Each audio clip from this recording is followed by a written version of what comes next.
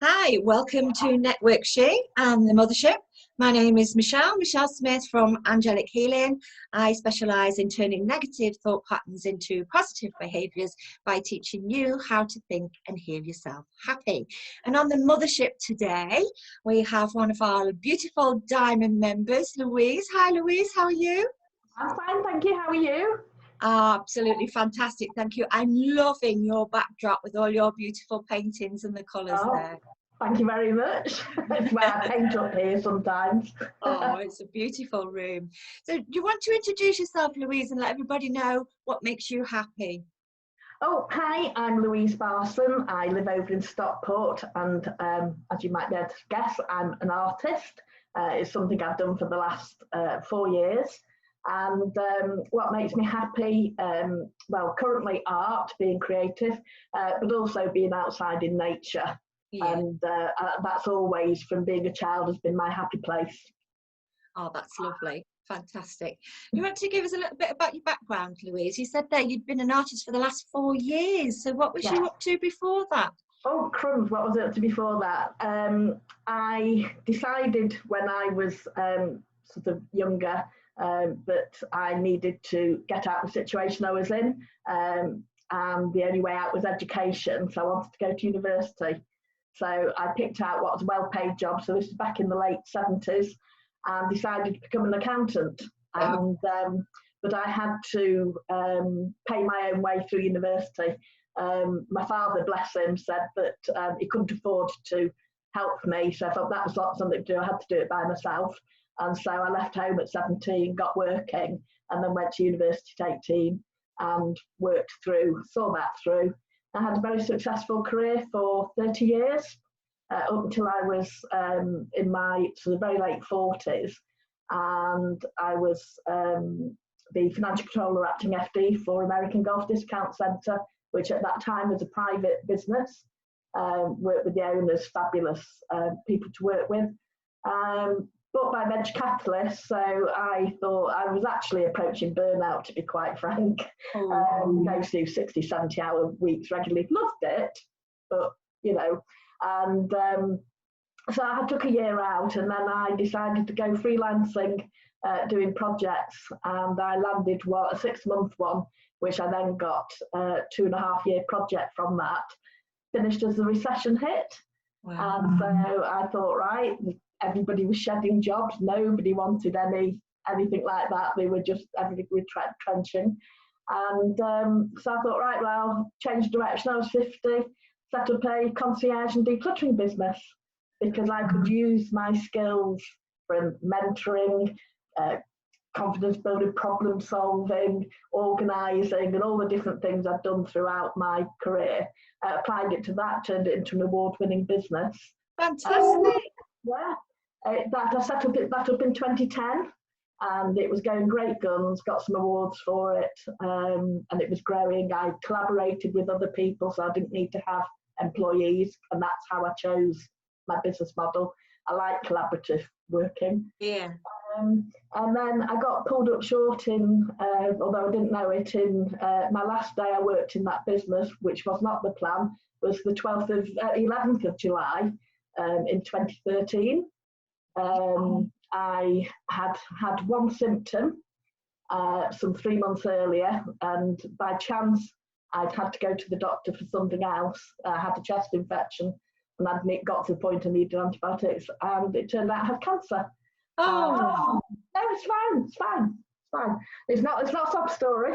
No, but it's a shock, isn't it, when you go for one thing and then you get told that while you're there. Wow. Well, they didn't tell me while they're there. They just said, oh, that's unusual, because I've been through the menopause, and I just noticed one slightly tinged pink when I gone to the loo. Why I looked, I didn't know. So there you go. Wow. Something makes you do things. Didn't have any other symptoms. No other symptoms whatsoever.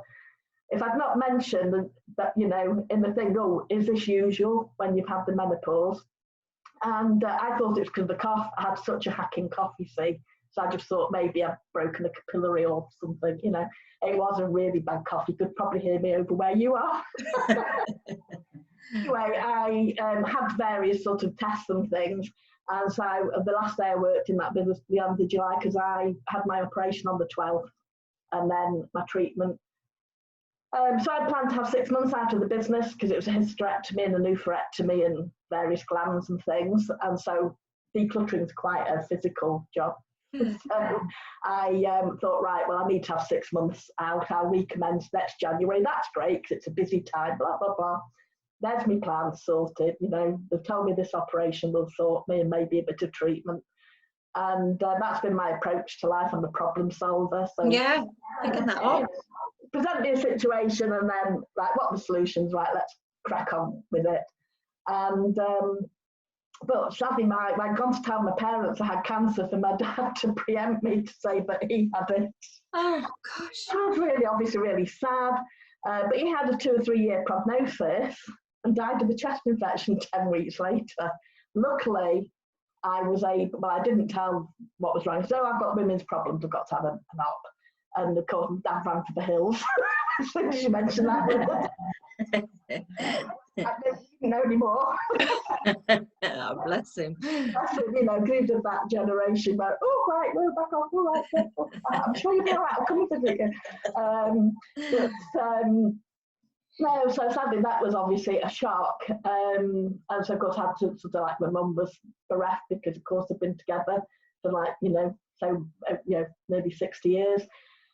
And blow me, she got a chest infection the day after Boxing Day and passed away at the end of January. It came at once. So as it had got, like, with mum had gone into hospital, I was thinking, right, well, I'm not starting my business back up next month. Do you know what I mean? Which was like a week or so away. So I thought, all right, well, my mum's in hospital, I'll postpone it. And then sadly she passed away, and then had to deal with sort of those things. But then noticed some behaviour in my younger brother, he's 5 years younger. And my sister had been coming up to stay to help with doing things. And we just noticed that his behaviour was a bit strange. And so I just tackled him. He kept disappearing out of the room and then coming back, and then thinking in and out all the time. And so we just said, you know, what's up?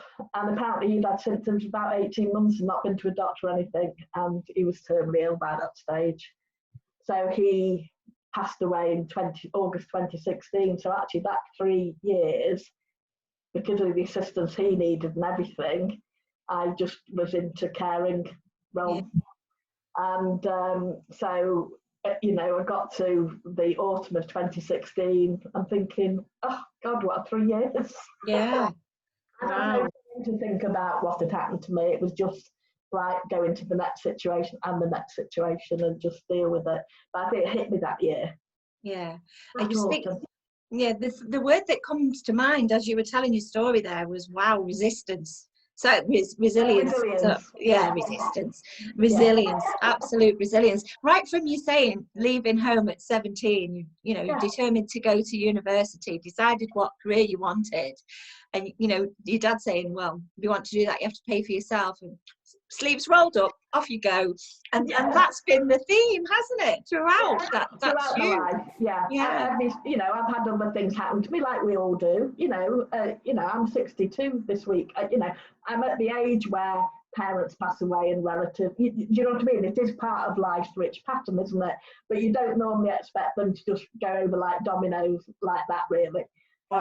In sort of things. But yeah, it has been my approach to life. Is, you know, if something happens, then right, yeah, you know, you have to come up with some sort of thing.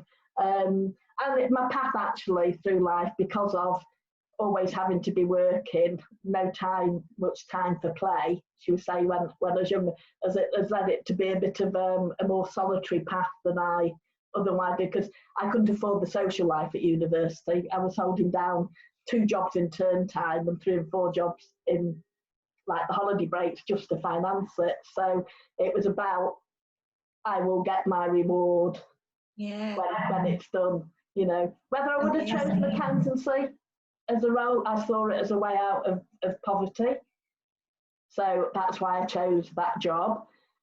I could have chosen other words. Having said that, I was very good at that job and I enjoyed it, you know, and it took in, it was creative. I made sure I worked in companies where I was a big fish in smaller ponds, so divisions of global companies rather than at the headquarters. So you're in a UK division of a company. But there, I chose companies where you had a remit. So I wasn't the bean counter in the back office. I was somebody that was providing information for us to make decisions, to carry on and do the things that worked. And then, obviously stop doing the behaviours that caused, less profit or losses. So it was about being a service culture within a business. And that's what the accounts team was a service culture, a service to the customers and a service to the other managers. And that's how I approached being an accountant, which isn't always maybe the general view of what accountants are. They're always the people saying no, whereas I'd be saying, well, how? Amazing. It's so inspirational. I'm loving your passion and your drive there. You've got that vision. You know what you want, that sick decision made. Just go for it. This is it. Yeah. And not just by a little bit. You don't do things by halves, do you? It's like full on. My husband calls me as all or nothing. I mean, you've got my all, my God, you've got my all. That's amazing. Absolutely fantastic. Wow, good on you, Louise. Yeah. Well, you just have to look. I don't know. I don't know why it was as a kid, just sort of like looking around and looking at what options were available to me at a time, and not liking what those options maybe would be. It's I lived there was nice people where I lived, but when I saw it, you either became pregnant at 16 or 17. That was one route, and maybe the lads might do a bit of pilfering. That was one part of the estate. And then other people, you go out, you could work in a shop, work on the buses, go and work at, some local manufacturing site. And these are all great, good jobs. Do you know what I mean? But I just sort of thought, gosh, there's more to life than sort of clocking in and clocking out. But which is a bit strange when I think about the number of hours I put into my career. Yeah, but it was your choice. Yeah. The difference is it's your choice, it's your decision, isn't it? You've been true to yourself there, haven't you? Yeah. I never saw it. I can see, I can look back and think about the impact, say, maybe on family life and things like that, how it's done, but they were clearly taken decisions with an aim. And of course, I had to make sure that, my relationship with my husband, was he happy with the hours, that I would leave work at 8:30 and hope there's no police around to listen to this, but I could do a 26-mile journey in under 30 minutes. There was mostly, quite a lot of it was motorway, but let's say it was a good job we weren't speed cameras. Yeah, a girl after my own heart. Much more sensible these days, she says. Yeah. No, I know actually, but yeah.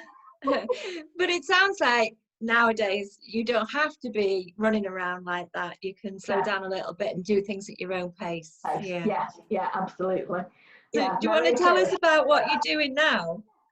As I mentioned, 2016, I was in that situation. I had to sit and think then, do I go back to revive this business, which had obviously been closed down for 3.5 years at that point.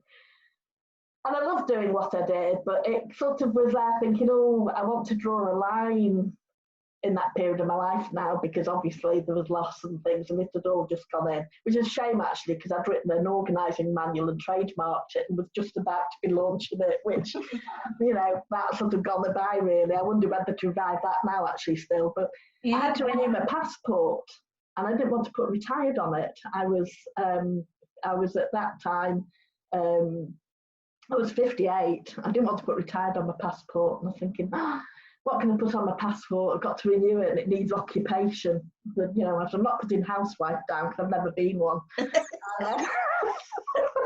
What's wrong with the role housewife? But I'm thinking it wouldn't be true. Do you know what I mean? So my husband said, well, you've done the odd sort of arty, like crafty things. So I've done a couple of evening classes I've managed to find time for, like ceramics and stained glass, fused glass, things like that. He said, you've always talked about painting. Why don't you put artist down? I said, well, I don't paint. I've never painted. He said, so what? Who knows? Just put artist down. So that's it. Anyway, I filled it out and put artist. I thought, right. And then a couple of months later, my husband said, don't see much evidence of this artist. I must admit, I'd been recharging my practice. I lately, for a couple of months after all that 3 years, I just lay on the sofa and watched telly. I was fit for nothing. Well deserved. Yeah. So anyway, but that sort of out, and I thought I can't wallow anymore. I need to crack on. So I just went out and bought some paints and paper, and I painted 50 Christmas cards. And they're only small, of course. But that showed me how to mix watercolour and how to do different techniques. And I just sat at my kitchen table and did it. And then I just went on from there. And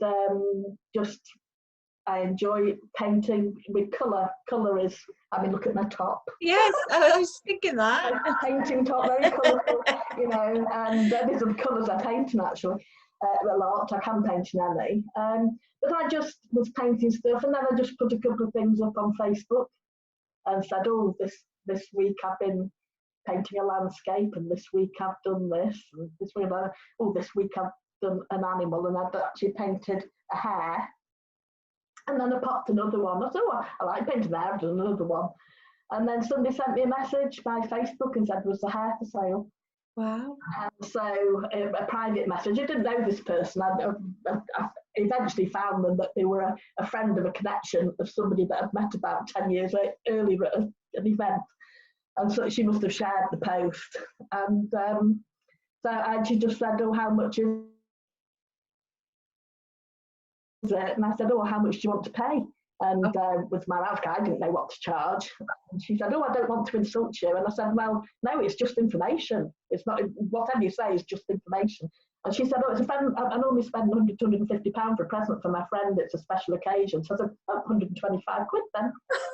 Wow, that's fantastic. What a fabulous way to get over that hurdle of what to charge. Yeah, we'll find out, get some information. Now, normally you would go to more than one person to ask, but you know, the opportunity that. So I got an inquiry 2 weeks later, was a hare for sale, and I said, yeah, 125 quid. Amazing, good idea. I said, but yeah, so that's where I set that size of painting to, which was like it goes in it's like an A4 size, so it goes into a 16 by 12 frame. So, and so that's it. So if I did something smaller, I charge less, and then if I did something bigger, I charge more. So I set the painting thing. But I wasn't at that time. I wasn't selling stuff. I wasn't a business, but I just would put something up, and then somebody would sort of say, "All right, you know, is that for sale?" Or and then somebody came along, "Can you paint my house?" And I said, well, show me a photograph and I'll let you know. And I looked at it and said, yes, I can paint that. And so I painted that for them, and it sort of went from there. So the tax year to April 2018, I got to the end of that, and you have a trading allowance you can have. It's £1,000 where you can sell things from a hobby or things like that. And then I realised I was going to breach the that allowance, and then it meant that you were a business. So that's when in that year, towards the end of that year, I then put a website up and put a Facebook page up in 2018. And things have gone from there. So I started helping at an art group, but my way of just like cracking on with things, people would start asking me, well, how did you do that? Well, this is the way I do it. And you know, so there are other ways, but the beauty about art, I would say to anybody that's thinking of having a go, art is probably the one thing where you can never get it wrong. Amazing. It's just marks on a piece of paper. So you might want to produce something different to what you produced, but that piece in itself is not wrong. It's what you produced. Wow. So art's a really non-judgmental thing, as opposed to maths, it's either right or wrong. Yeah. You know, language, you've either said it correctly or written it correctly, or you haven't. There's no right nor wrong with art. And I think because I initially started painting by myself and I explored it by myself, I didn't have people telling me this is the right way to do things, because people still, as human beings, want it to be the right way. Yeah. So I walked into the art group that I was looking at joining for the first time. Oh my God, watercolour, you do watercolour? Oh, that's so hard. And I sort of say, well, why is it hard? Oh, well, it's this and it's that and the other. And I said, well, I've not found that. And then I sat and thought about what the art group leader had said, and I went to them afterwards and said, that's a conception in your head. What you said is that you're expecting it to be hard, and so you're finding it hard. Yeah, it's a block, isn't it? Just like let rip with some paper and something. Let rip. See what you think, yeah. I love that. So creative, isn't it? It's the freedom of it, expression. Yeah, I love that. You know. Yeah, you've made it so that it's you know, because straight away when you were talking about how it all became, and you said, I just painted some Christmas cards, and it's like, oh, you just have the gift. It just came out. It's got lots of Christmas cards. They're like 5 by 7, and then you can put them in a little card holder so it gives a nice surroundings to write in. So you're only talking about small things, you see. So I thought to myself, well, if you're doing one of this and you get it wrong, it doesn't matter. It's just a little bit of paper. You just go on and do the next one, but it's just a way of experimenting. Not like you're taking great big sheets of paper and spend hours on something initially. I thought, no, just play with the materials. And I suppose it's like my way of learning through life anyway. So when Excel had sort of cropped up and you know, a new product on the market, I didn't sit down with all the little tutorials. My thing was say, well, something that would be useful in that would be this. How do I create this document? I didn't want to go through all the little stage. I wanted what I did to be useful while I was learning. If you see what I mean, my approach to things is, yes, I need to learn stuff, but I like to do something useful while I'm learning, if you like. Yeah. And so it's good to play. But yeah, it's taken me in different ways. As to what I've done with my art, they're now getting bigger. At the moment, the biggest thing I've done is, I think, I don't know centimetres, sorry, 40 inches by 20 inches. So that's quite a, you can't see my hand, that's quite, so that's what, 3'6" by, you know, just under 2 foot. I've just bought some paper, which is watercolour paper. I managed to get some huge sheets, so they're 5 foot by 4 foot. Wow. So I'm going to, in fact, I'll have to paint them up here, and I'll have to lay some plastic on the floor and everything, because I've not got somewhere big enough to put them on the table or anything to work at. So to do something with those in the new year, because I found them on sale. So I thought, oh, that'd be good. What should I do with those? Oh, you've got such a fabulous can-do attitude, so much vision. It's like no fear. So yeah, I can see that. I can have a go at that. Brilliant. Yeah. And I think it's that freedom that I sat down and thought, right, well, there's no wrong in art. And I don't know whether, I must have seen that written somewhere. Maybe I'd looked at something somewhere. Yeah. It just resonated. And that's what I share to people who come to me for one-to-one sessions or anything like that. Like, one or two of them have actually come. They've been bought it as an art experience. I've been really worried about this and all the rest of it. Give a cup of tea, sit them down, you know, and within 5 minutes, I was, oh my gosh, look at this. I call them creativity sessions, because that actually takes the pressure of calling it not an art one-to-one. It's let's get creative. So I've always liked sharing my sort of things that I've learned. I mean, gosh, I can't think what I've not done in my life. It's like, you know, there's people talk about bucket lists, and I look a lot at it and think, oh, yeah, I've done all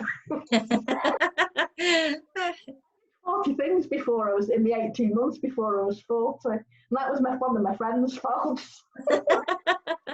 3 things before a 40th birthday, and we were away for a weekend, and we were sharing 1 or 2 bottles of wine with our husbands, and they've gone off to do something. We like chat, you know, oh no, we're staying here, it's a nice afternoon, with a glass of wine. You know?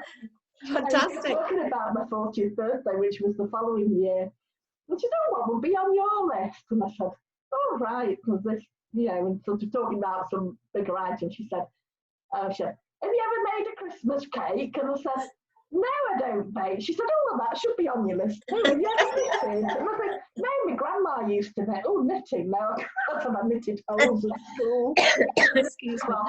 Yeah, mine was holes. So it was like, I said, you know, so, but we got to, by the time we sort of finished that, when the lads had come back, it was sort of, I think I had about 20 items on that list.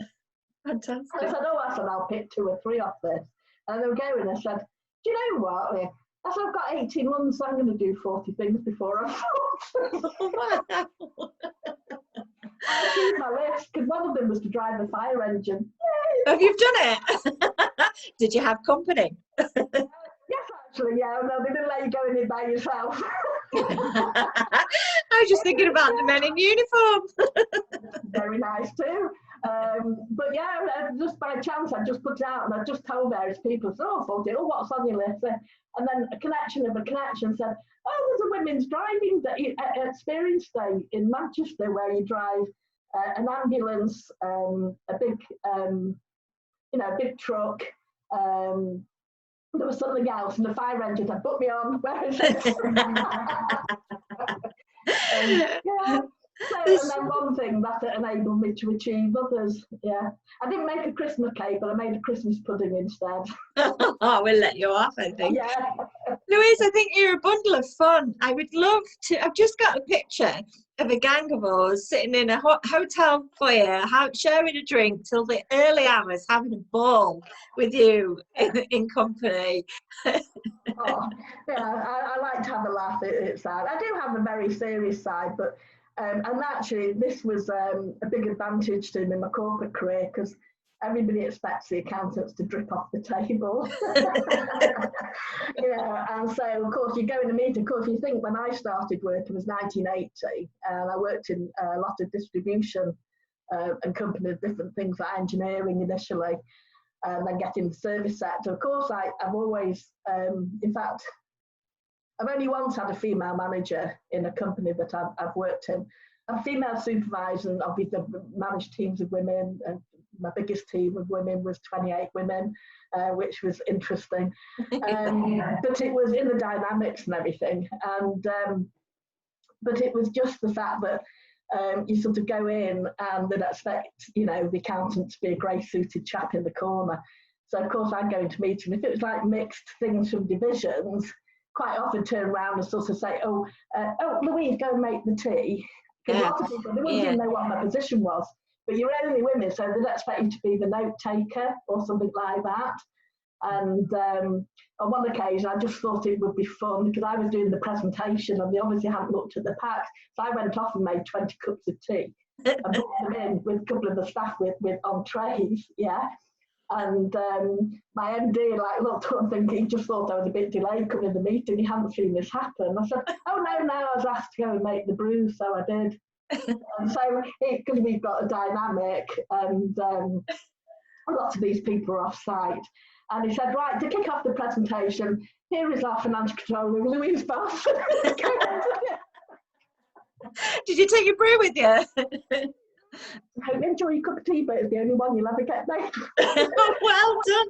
That's amazing. But it was that culture in that time, wasn't it? You just took me back to a board meeting that I was dismissed as the tea maker and I went off making the brew. So I wasn't in an important position like you. You just took me back there. I did it as a joke. I mean, I could have got on my high horse, couldn't I? Many bloody women, Yeah. And I just thought, no, it's just going to be so much because a couple of my mates had thought, Louise, and I said, it's all right, the laughs on them. Yeah. The laughs on them, just, And I said in my thing, I'll sort of say, don't judge books by the covers, we have to change our culture. You've just demonstrated why culture needs to change. Fantastic. And there are stories that we'll all be able to share of things like that, of different things. I mean, it's so different now, but when you look back and you're sort of thinking, it was interesting of things that you say, I'm not going to use the word tolerate, but I went into companies and realised that there was no point railing against the world. You had to change things by getting on with your job, doing it really well, and basically getting these people to toe. But I did work in one company. I'd been there for about 2 months, and we'd be having the board meeting, the different things like that, and the management meeting. And you would have maybe got to a point where you needed a break, and so, and then you come back and then all of a sudden a decision had been made, but it hadn't been discussed. Oh. So the first time, I thought, that's a bit strange. Right, okay. Second time, I realised they'd gone and discussed it in the gents without thinking. They hadn't done it deliberately. So at the next meeting, and then it went, and it was something really important. I was determined to get my it needed to be won, this particular decision. I thought, I'm going to lose it in the lose. So I walked in the lose, and I couldn't, when you open the door, when you can open the door, and then it just had a thing in front, yeah. And I just listened just to see whether I was mistaken. No, they're discussing, right, we go back, we do this, that, and the other. And I said, excuse me, no, you won't. All discussions are in the boardroom, not the box. And so you had to do things that were. That's amazing. Yeah. When I worked in, had a pub years and years ago, worked for Greenhalgh's with husband number one. and Mike was a chef, a really good chef, but I was front of house and did all the books and the accounts and the recruitment and all the rest of it. And the area manager was old school like that, and he'd come in and it was expected that Michelle would go and make the brew while he and Mike discussed the P&L. Well, Mike was thick. He was great with his hands, but not with his head. So, and I just sat there and didn't move. And this area manager kind of looked at me as if to say, and is there a problem? Dismiss.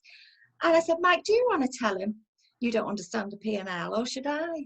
It was kind of like, speak up, because I ain't going in your kitchen when he's talking about my business. I get that completely. I've got one or two other stories not to be shared here, but because it gets into a completely different thing. But they're funny thing. But then it was also saying, how do you tackle those things? The one thing that does bug me though still today, it didn't happen to me because I was able to speak up to myself. I did have to have a discussion in an interview as to why I should get paid as much as the man that had been there. That was an interesting one as to, but I don't want to pay you that because you're female. And I said, but that's the rate for the job. But yeah, you're female, so I'll be doing the job. So I said, I got the job. I'm going to make the money. But it's the fact that, God, we're still talking about equal pay for women. Oh, I am so bored with that. I've been listening to that for 50 years. And, for a lot of women, it's not a reality. In fact, already, isn't it that day in the year, was it last week or the week before, where, in effect, the date from where, in effect, women work for free till the rest of the year? It's a date in November. I don't know. Yeah, in terms of the discrepancy still in pay in general, from about the second week of November, in effect, a lot of women are working for free, in effect, because they're still not on equivalent pay for jobs. And that is one thing that gets my goat, really, in terms of thinking, gosh, how can you discuss something for 50 years and it still be an issue? But I think women are much more prepared to talk up their own game now, which is really good. And of course, the roles that women go in for now, it's just you go and do what you want to do, which I think is fabulous to see that develop. Yeah, fantastic. Louise, I'm not surprised you're painting colour and you're wearing a colourful top, because you are a very colourful person. You've got so many strings to your bow, so many transferable skills, and it's absolutely fabulous that after all those years of doing what's right for you and standing up for yourself, you're now in a position as self-employed, making your own decisions for you, and that's fabulous. And it is about deciding. So yes, I can just paint paintings, but I've had to think about, well, what else do I do with my art, in terms of, you have to wait. If you're painting portfolio paintings, then you have to wait for somebody to come along that actually falls in love with that particular painting, which obviously happens because I have a business in that. I do commissions. That was the other thing. I love doing commissions. A lot of artists don't like the stress of a commission, where I think I really enjoy it and thrive on it. And then it was thinking about what else do I transfer that thing. So it's giving the one-to-one sessions or small group workshops, which obviously this year I've not been able to do.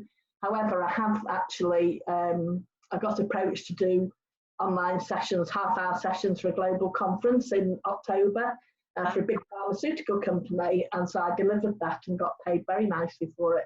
So I'm looking at saying that is something that I would like to explore connections with, of delivering sort of, well, it was almost like art and well-being, if you like, because that's what art is really good for in terms of benefits and things. And then it's just sort of finding other ways of doing it. So like a curated artwork into calendars and a family planner. So it's actually finding other ways to explore that. because otherwise, you know, if you thought, well, it's like anything, how do you get it? So for the time that you put in, that it's actually a business. I'm not a taxpayer yet with this business, but that's my next aim, is to be a taxpayer. Because me actually paying tax, I mean, you don't want to pay too much tax, you want to pay the right amount of tax, yeah, but to actually to pay, be a taxpayer, and then, you know, it's a sign of success, isn't it? Yeah, absolutely. Yeah, to then go on and maybe, if I did in future, you know, to become somebody that was registered for that, is actually a sign of success. You organise everything so you pay the minimum and you obey the rules. You don't want to pay too much, but yeah, paying tax is a badge of honour, I think. So I'm hoping to get there. And I have absolutely no doubt whatsoever that you will achieve that, Louise, and smash it. If I get the corporate work, I would do. Yeah. So yeah, that's what's in my plan for 21, is to get some more corporate sort of like workshop type things, because I'm sharing sort of creativity, fun, you know, and all the other things that you learn from it. You know, it's good for employee engagement, blah blah blah. Yeah, there's lots of things where I can see it would run well in terms of doing things. So fabulous, and making it fun as well. Yeah. Exactly, that's it. You know, you've got to sort of find ways of doing things, you know, to go and you know, come up with solutions. And that's one of the things I do miss. I mean, art's great, it's great, but you're by yourself. So yes, I'm used to working at home, but I had not a very set, in a week it was set in terms of, right, I shall be going out 4 times where I'm actually mixing with people. Do you know what I mean? It might happen on different days and times. It was flexible in that respect. But of course, that's all gone. So I've spent virtually all this year by myself. One of the things from my background and having the freedom to work by myself is that I'm an ambassador for a food bank. Right. Yeah, I found that actually when I was going for my treatment at the Alex, because I'd been out of my community, because you go out to work at 6, 7 o'clock in the morning, you come back 7, 8 plus at night, you don't see what's going on in your community. When I was having to go down for all my tests and things, I was driving back the one afternoon after my first test, and I drove past this, it happens to be a church, food bank sign, a Slimming World sign and a food bank sign, and it was incongruity of those two things.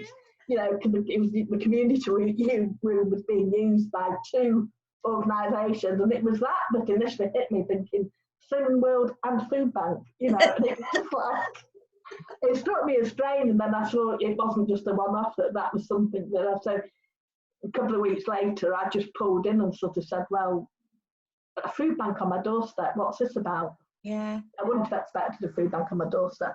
And so I just asked what they did and what they need, and I just started donating a few things to it. And actually, when I cleared my parents' house out, there was lots of food that was, you know, long life food that I dropped off there. And then about 6 months later, I met the food bank manager at a network event, and we just happened to be sat on the same table. And she said about what she did as the other people did, and I said, oh yes, I've just started donating to you. And you know, and we've had a sort of chat, but we clicked anyway. And then she sort of, I did a short presentation at this network meeting, and then she came to me afterwards. She said, oh, we've come for a walk with me sometime. I said I wanted a walking buddy. So oh, come for a walk with me. She asked me some information about the food, about things, how they could run it more efficiently. I started helping with things like that. And then gradually got more and more sucked in where, and she said, right, you know, Ambassador got them funding and resources, and that's what I tend to do. But this year it turned into a full-time job with lockdown. We lost all our food supplies because all the small businesses with our donation bins were shut, the churches were shut. So our food supply was turned off completely, gone. And so that was quite sort of stressful getting other stuff in place. But the things I put in place in March have so far just raised just under 30,000 of food and resources. Wow. Yeah, by just finding people that were doing stuff, bringing them together, saying would they support the food bank. So I actually have a borough of Stockport, which Bramhall, that most of the things have come from there. There's other stuff has come in from lots of the Stockport. but the community Stockport, we've had food drive-bys, we have Spider-Man out with Batman, and Alice in Wonderland, we've had drive-bys when it was in the first lockdown, and somebody doing Saturday night discos on Facebook where you pay £5 for a request. And there's one this Saturday actually. He's doing the last one. I mean, he raised over £5,000 doing that on about five Facebook discos for an hour. Louise, you know, it's amazing. They've done a lot of the stuff, and I said I'm quite good at going and approaching people and saying, what do you think of this? Could we do that? Here's an idea. Oh yes, well that would run and do, and say, right, well, we can get people involved and do. So they have done a lot of the work, and I think I'm quite good at you know, and I do muck in a lot myself. You know, I mean, I was driving on a lot of the drive-bys myself and things like that, but I'm really good at for people. I do quite a lot of soundboard, or have in the past. I miss doing that actually. Yeah. Doing sounding board for people, where people would approach me and just have a coffee and say, what do you think about this? And you know, somebody said maybe I should set that up as offer that as a service, but it's something I've always done for free, almost like mentoring. Amazing. You know, I miss that actually. I do miss that. Yeah. Well, we're so blessed to have you in the mothership and as a diamond member for Network She. And there's so many of us that are going to, I mean, I'm so inspired listening to you. I'm so privileged to be the one doing the interview. But, you know, once this goes out in the group, there are so many self-employed women or women in business that are wanting to come and connect with you and pick your brains. Oh, you're going to love it. It's amazing. We are privileged to have you on board. It's been a pleasure to meet you. That's bless you. And I say I have an unremitting fault actually that I've never got over myself in terms of that. I think because I've been so I've looked after myself from being a young kid. I used to do sort of chores as a kid and different things like that. Is that, you know, for me to actually reach out and ask for help is something that I don't do, and I think I need to get over myself. Oh, well, you're in the right place. You are in the right place. Do that, you know, because sometimes, you know, you just do need to reach out, and I must admit I don't, because I think that now I'm the problem solver, not the person that needs to have things, you know, help with things, because I've been used to being self-sufficient. And what's that phrase? No man is an island. You know, and I think that's something. In fact, I've just been reading a book for reviewing, which has just maybe reminded me a little bit about that.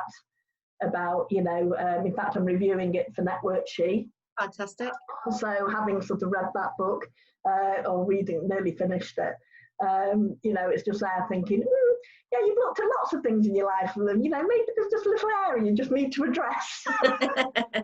Everything starts with you. I always say that. You know me, my business is all about you. You are the most important person of your world, you know, and it's absolutely true. Louise, we're running out of time, sweetheart, and I'm sure we could talk for hours, and I'm sure we will. But yeah, thank you so much for your time, and it's been an absolute pleasure meeting you and learning about you and your business. And as I say, I'm sure our paths will cross again, especially in the mothership. It's great to have more diamond members on board. So we love you and leave you. Thank you again. Thank you for inviting me to come and speak, and I hope everybody enjoys it. Oh, I'm sure they will. Thank you, Dan.